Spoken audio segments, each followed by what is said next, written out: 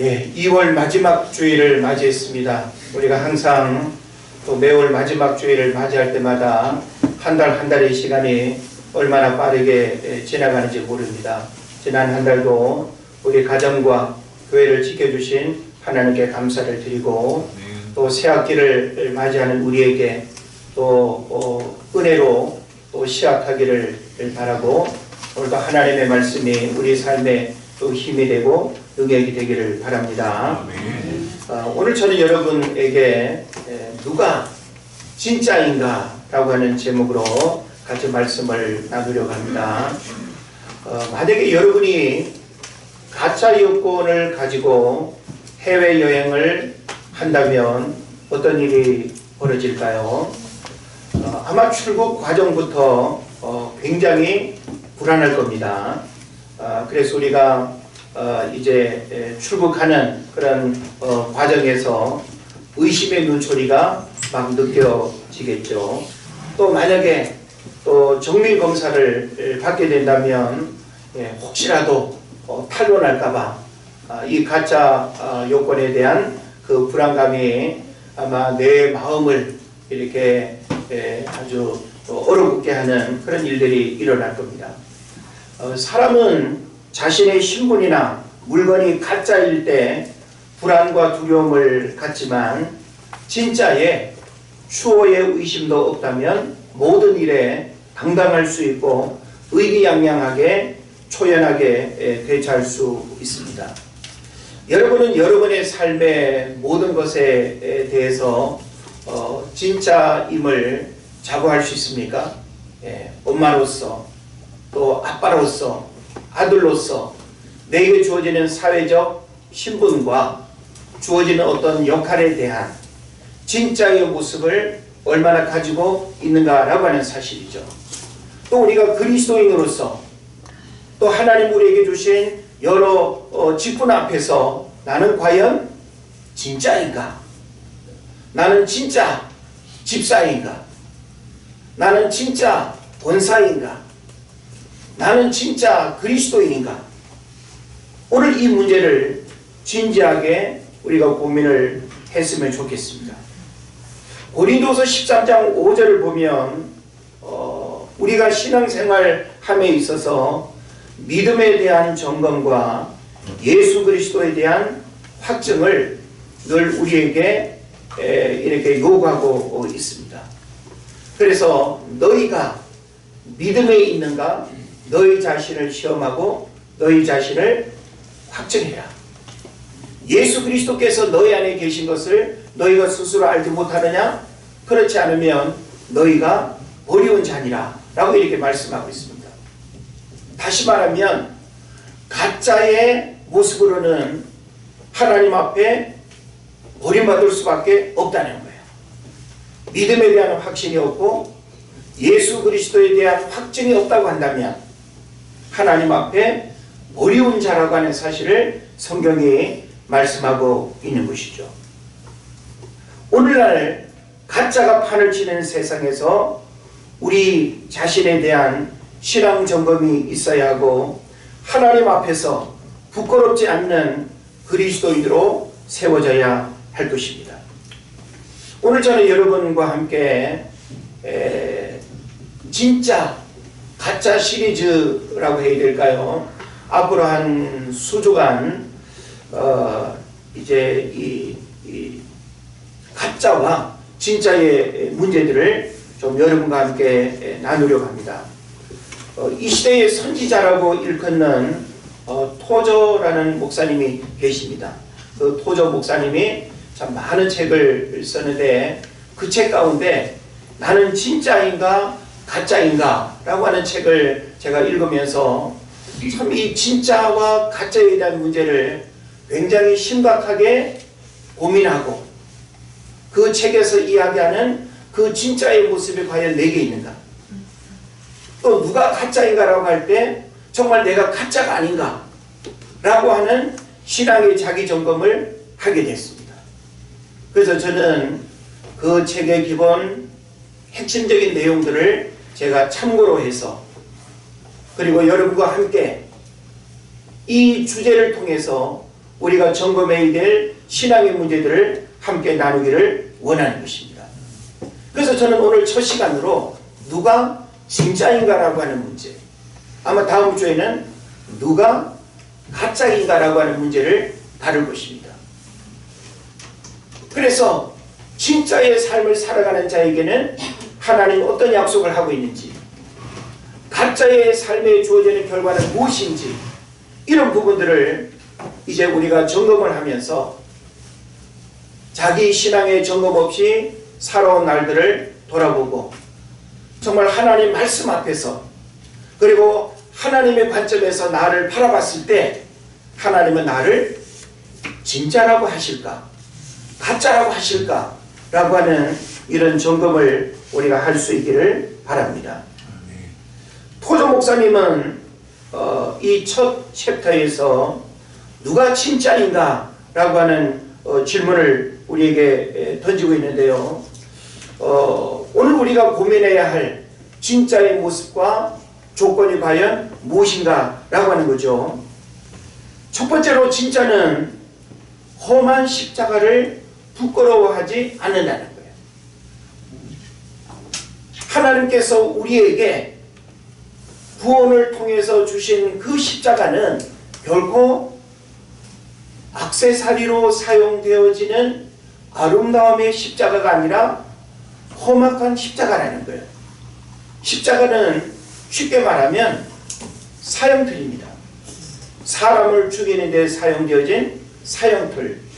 그런데 우리는 그것을 액세서리로 활용합니다. 진짜라고 하는 그 모습은 험한 십자가를 부끄러워하지 않는다는 거예요. 험한 십자가를 피하지도 않는 것입니다. 오늘 본문 18절에 보면 십자가의 도가 멸망하는 자들에게는 미련한 것이고 구원을 받는 우리에게는 하나님의 능력이 된다 그랬어요. 그러니까 이 십자가를 우리가 어떻게 바라보고 어떻게 받아들이고 어떻게 믿느냐에 따라서 이 십자가는 우리에게 능력이 되기도 하고 하나님의 지혜가 되기도 하고 하나님의 축복이 되기도 한다라고 하는 사실이죠.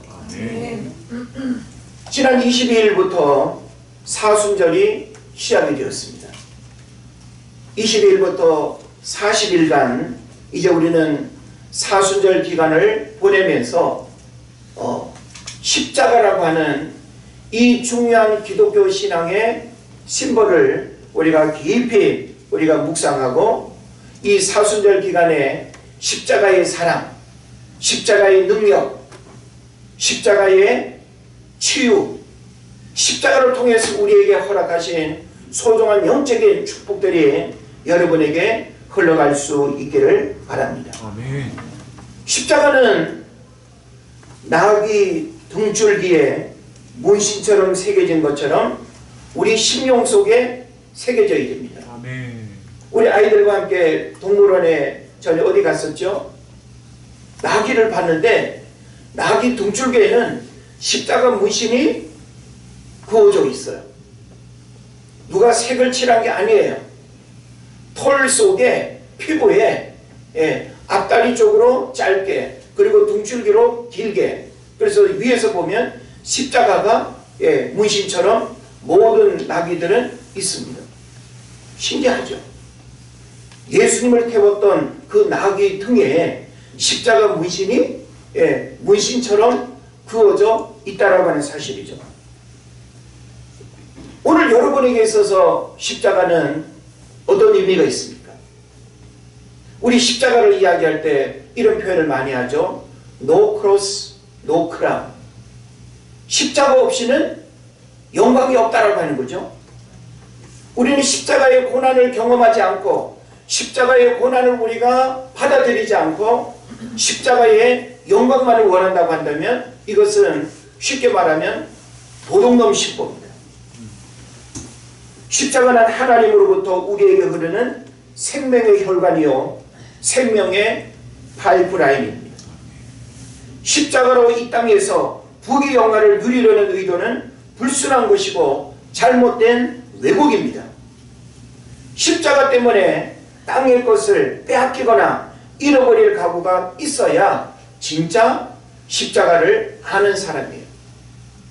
오늘날 십자가를 그냥 교회를 상징하는 외적인 심볼로만 이해하고 십자가에 담겨져 있는 깊은 의미를 깨닫지 못하는 경우들이 너무나 많아요. 십자가의 고난 벗어던지고 십자가를 지고 나를 따르라는 그 주님의 준엄한 명령을 마음 깊이 새기지 않습니다. 그래서 험한 십자가를 기피하는, 험한 십자가를 내 삶에서 던져버리기를 원하는, 그래서 누가 진짜인가 라고 하는 이 문제 앞에서 진짜는 험한 십자가를 부끄러워하지 않는다는 이 메시지를 우리에게 주고 있는 것입니다. 우리가 성경을 보면 아벨은 살해당했고 요셉은 노예로 팔려갔으며 다니엘은 사자굴 속으로 던져졌고 스데반은 돌에 맞아 죽었고 바울은 참수형을 당했습니다. 왜 그럴까요? 얼마든지 이와 같은 고난과 죽음으로부터 벗어날 수 있고 더 행복한 삶을 선택할 수 있는데 왜 이들은 이런 고난을 겪어야 했을까요? 바로 십자가의 그 험한 것을 포기하지 않고 그것을 부여잡았기 때문에 비록 그들이 고통받고 죽음을 맞이했을지라도 그들에게 바로 십자가의 영광이 주어지는 은혜가 일어난 줄로 믿습니다. 그래서 고린도서 4장 17절을 보면 우리의 잠시 받는 환난에 경한 것이 지극히 크고 영원한 영광에 중한 것을 우리에게 이루게 함이니 라고 이렇게 말씀하고 있습니다. 그래서 저는 여러분에게 험한 십자가를 부끄러워하지 않고 자신에게 주어진 십자가의 사명을 감당하는 사람이 진짜 그리스도인이다 라고 하는 거예요. 저는 여러분이 그리스도인으로 살아간다라고 할 때 진짜 그리스도인의 모습은 험한 십자가를 부끄러워하지 않는다는 이 사실을 여러분 깨달으시고 십자가의 능력을 체험하고 십자가의 사랑이 우리 안에 강물처럼 흐르는 그런 은혜의 역사들이 있기를 바랍니다. 그 다음에 누가 진짜인가라고 하는 또 하나의 문제에서 진짜는 솜사탕 복음을 거부하고 가시면류관 복음을 믿는다 라고 이렇게 설명합니다. 여러분, 만병통치약으로 유혹하는 것들이 많습니다. 우리 주변에 보면 이것만 먹어봐, 이거 먹으면 감기도 안 걸리고 하면서 만병통치약으로 우리에게 오히려 우리의 건강을 위협하고 우리의 건강을 상하게 하는 그런 약들이 있는 거 여러분 아시죠? 대표적으로 비타민 분명히 필요하고 먹으면 좋다는 느낌을 우리가 갖습니다. 근데 과연 비타민이 만병통치약이라고 말할 수 있을까요? 요사이 제 주변에 보니까 또 뉴질랜드 사슴 태반 줄기세포 말기 암 환자도 이것만 먹으면 낫는다고 회춘이 되고 노화가 사라지고 막 그런 광고가 떠요. 여러분도 만약에 그런 부분에 기대감이 있다고 한다면 줄기세포 그걸 한번 먹어보시기 바랍니다. 한 통에 50만원, 60만원이래요. 또 우리는 뭐 인삼이나 산삼 그런 특별한 어떤 약용식물을 통해서 그걸 먹으면 늙지도 않고 병에 걸리지도 않고 병에 걸렸다 하더라도 다 나올 수 있다라고 하는 그런 어떤 기대감을 우리가 갖습니다. 자, 그렇다면 여러분, 그리스도 영접은 만병통치약일까요? 우리가 예수님을 믿으면 만병통치약입니까? 만약에 여러분이 복음을 들으면서 내가 교회를 다니고 복음을 들었기 때문에 이 복음은 나에게 만병통치약과 같다고 생각해서 무병장수를 여러분이 꿈꾼다면 또 부귀영화를 여러분이 또 생각한다면 그것은 복음이 아니라는 것입니다. 믿는 자들에게 찾아오는 실패와 불합격과 질병과 실패는 어떻게 우리가 설명할 수 있겠습니까? 오늘 많은 사람들이 복음과 함께 고난을 받으라고 하는 디모데서의 말씀을 무시합니다. 예수 믿으면 복음 들으면 모든 일들이 다 잘 돼야 된다고 생각하는 만사 형통을 우리가 이야기하는 이것은 잘못된 왜곡이라고 하는 것을 우리가 깨달아야 됩니다. 그래서 복음을 미신이나 기복적으로 받아들이거나 부적처럼 여겨서는 안 된다라고 하는 것입니다. 복음은 예수 그리스도입니다. 그리스도를 영접한다는 것은 그리스도와 연합하는 것을 의미하는 거예요.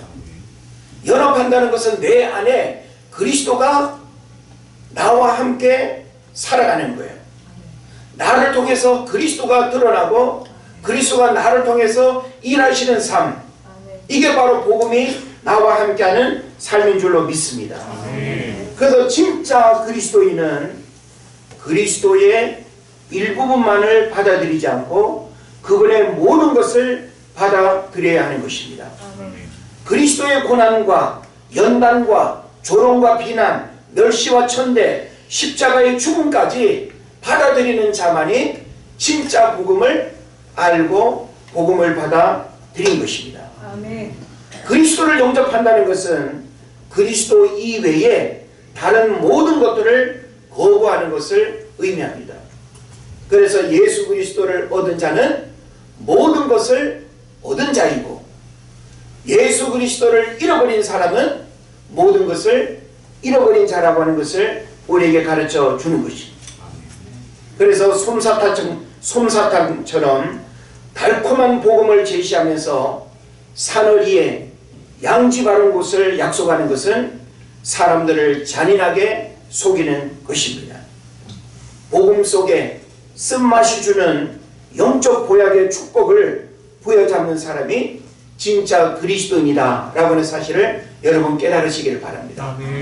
그래서 복음 속에 그리스도는 바로 우리에게 생명과 진정한 축복이 무엇인가를 깨닫게 하는 것이지, 이 땅에서 잘 먹고 잘 사는, 이 땅에서 무병장수하고 부귀영화를 누리고 만사형통하는 것, 이것이 복음의 본질적인 가치가 아니라고 하는 것을 여러분 깨달으시길 바랍니다.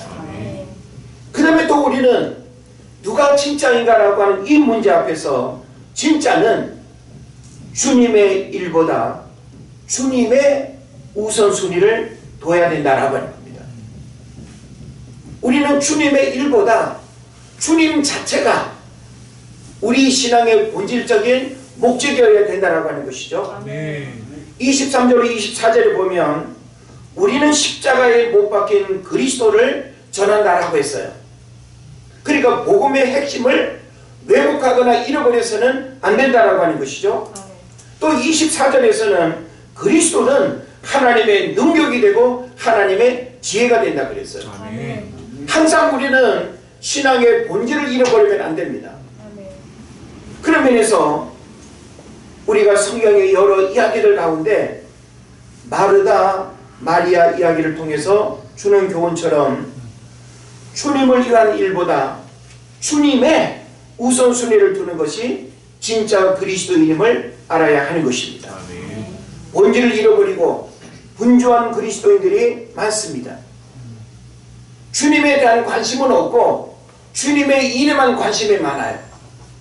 주님의 뜻을 헤아리기보다는 주님이 기뻐하실 거야 라고 생각하는, 이것은 잘못된 선택의 문제가 되는 것입니다. 마태복음 7장에서 주의 이름으로 선지자 노릇을 하고 귀신을 쫓아내고 권능을 행한다 할지라도 주님의 마음을 알지 못하고 주님의 뜻대로 행하지 않는 것은 영적인 불법이고 진짜의 모습이 아님을 증거하고 있는 것입니다.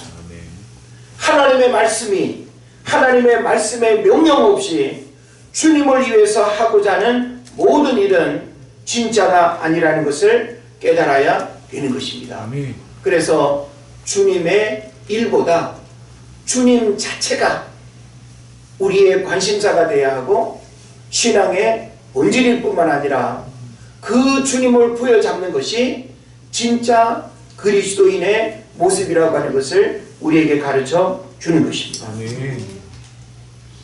그 다음에 진짜는 인간의 행복보다 거룩을 열망한다는 거예요.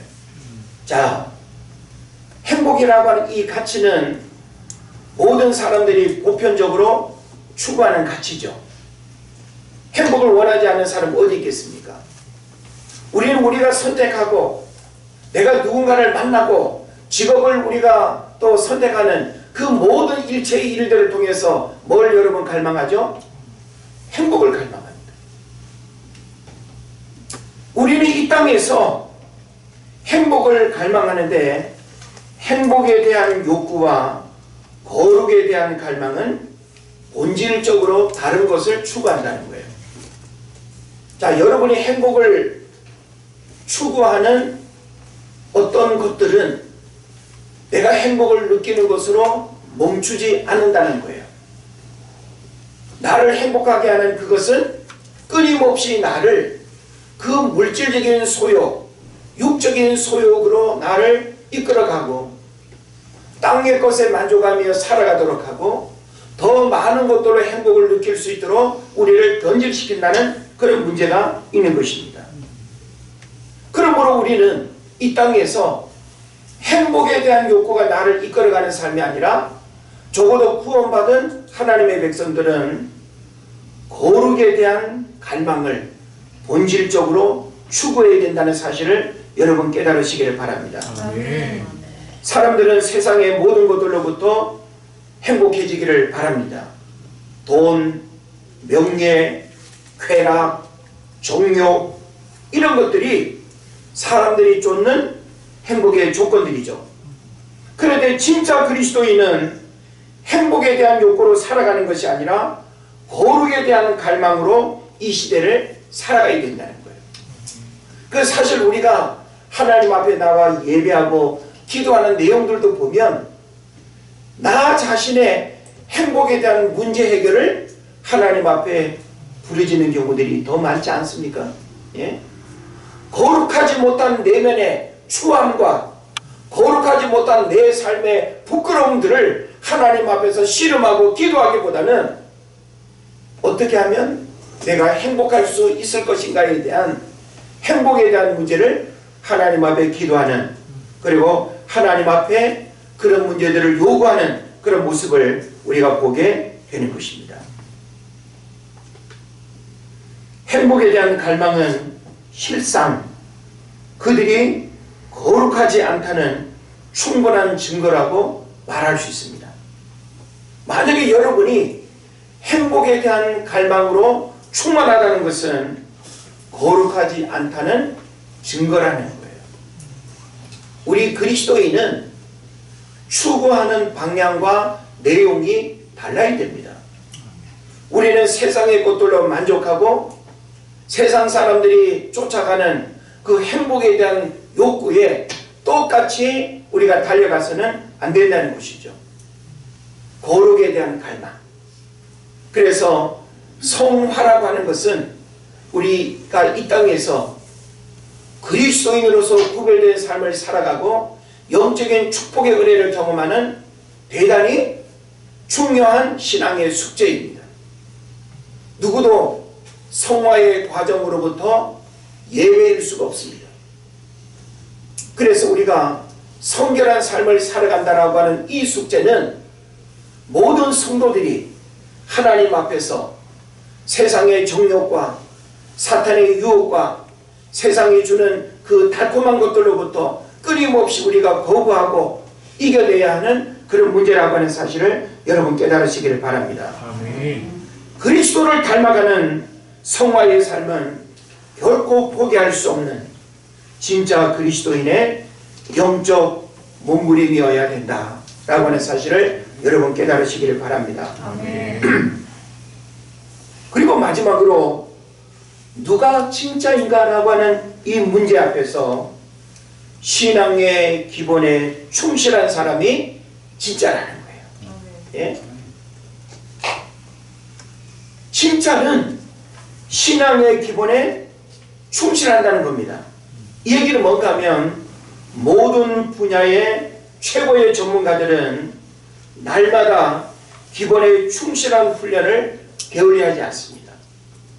어떤 운동선수, 어떤 음악가, 어떤 예술가, 누구를 여러분 이야기를 하더라도 기본에 충실하지 않으면서 기본을 무시하고 기본을 잃어버리면서 결코 최고의 자리에 그리고 훌륭한 예술가가 될 수 없습니다. 그러면 우리가 하나님 기뻐하는 거룩한 그리스도인으로 우리가 살아가기 위해서는 우리에게 요구되는 신앙의 기본이 있다라고 하는 것을 우리가 생각해 볼 수 있는 거죠. 그러면 진짜 그리스도인의 신앙의 기본은 무엇일까요? 어떤 면에서는 나열하기 어려울 만큼 신앙의 기본은 굉장히 다양하고 많을 수 있습니다. 그러나 적어도 우리가 신앙생활 속에서 가장 중요한 신앙의 기본을 열거한다면 몇 가지로 정리를 해볼 수 있을 텐데, 기도. 여러분, 내가 기도할 때와 기도하지 않을 때 여러분 삶에 어떤 차이점이 있습니까? 내가 뜨겁게 기도하고 뜻을 품고 기도하고 하나님의 도우심을 구하면서 기도할 때 우리 삶에 기도가 주는 능력, 기도가 주는 확신, 기도 응답을 통해서 내가 누리는 기쁨, 기도는 우리 모든 그리스도인의 신앙의 기본입니다. 우리는 기도를 문제 해결의 수단으로만 기도하면 안 됩니다. 평상시에는 기도에 대한 관심도 없고 기도하기를 원하지도 않고 기도하기를 싫어하고 발등에 불이 떨어지는 위급한 상황에만 기도한다면 그 사람은 잘못된 기본기를 익히고 있는 거예요. 기도가 우리에게 신앙의 기본이라고 할 때는 늘 우리의 기도가 주님을 만나는 영적 교제로서 주님과의 영적인 대화로서 이 기도는 바로 내가 살아가는 호흡이 될 뿐만 아니라 하나님이 내게 부으시는 영적 축복의 통로가 된다라고 하는 사실을 믿으시기를 바랍니다. 또한 우리는 믿음에 대한 문제를 끊임없이 하나님 말씀 앞에서 점검하고 돌아봐야 됩니다. 아까도 제가 처음 말씀드렸지만 고린도서 13장 5절에서 뭐라고 말씀했죠? 너희가 믿음에 있는가 너희 자신을 시험하고, 내가 믿음에 있는가, 내가 누군가를 만나고 어떤 일들을 결정하고 무엇이 옳고 그른지를 고민하고 또 걱정하는 그런 상황 속에서 믿음의 원리가 우리 모든 삶의 중요한 판단 기준이 되어야 된다는 거예요. 그래서 성경은 믿음으로 행하지 않는 모든 것이 뭐라 그랬어요? 죄라 그랬습니다. 믿음으로 행하지 않는 것, 믿음으로 고백하지 않고 믿음으로 헌신하지 않고 믿음으로 예배하지 않고 끊임없이 우리는 하나님 앞에 내 믿음이 어떻게 고백되어지고 내 믿음이 내 삶에 어떻게 작동되고 있는지 우리는 믿음에 대한 신앙의 기본을 날마다 새롭게 해야 될 줄로 믿습니다. 또 신앙의 기본, 말씀의 묵상이 있습니다. 일명 큐티라고 하죠. 바쁜 현대인들 하루 성경 3장 읽으라고 해도 어려워합니다. 한 장도 읽기를 어려워합니다. 그런데 한 구절의 말씀을 1시간씩 읽고 묵상하고 그 속에서 하나님을 말씀으로 깊이 만나는 그런 은혜를 체험한다는 것, 어찌 보면 한가로운 사람의 여유라고 생각할지 모르겠습니다. 그러나 우리에게 말씀의 묵상, 신앙의 기본입니다. 말씀의 묵상은 여러분의 신앙의 내공을 견고하게 하는 통로가 될 것입니다. 그래서 하나님의 말씀을 주야로 묵상하는, 그래서 우리의 삶이 영적인 축복의 푸르름이 흘러넘치는 이런 은혜가 있어야 될 줄을 믿습니다. 또한 우리 그리스도인의 신앙의 기본은 순종이 있습니다. 겸손이 있습니다. 진지한 사색이 필요합니다. 또 성령님과의 영적 교통이 우리 신앙의 기본이라고 볼 수 있습니다. 하나하나 다 설명하기에는 시간이 길어지니까 이 정도의 언급만으로 여러분이 이해를 하면서 나는 과연 이와 같은 신앙의 기본에 얼마나 충실하고 있는가? 주일날 그냥 교회 한번 오는 것도 헐레벌떡 힘겨워하고 하나님을 예배하는 일을 끊임없이 내가 흥정해야 하고 먹고 사는 일 때문에 내가 끊임없이 흔들려야 된다면 신앙의 기본이 무너진 상태에서 영적인 축복은 결코 우리에게 흘러오지 않습니다. 여러분, 신앙의 기본을 날마다 견고하게 하십시오.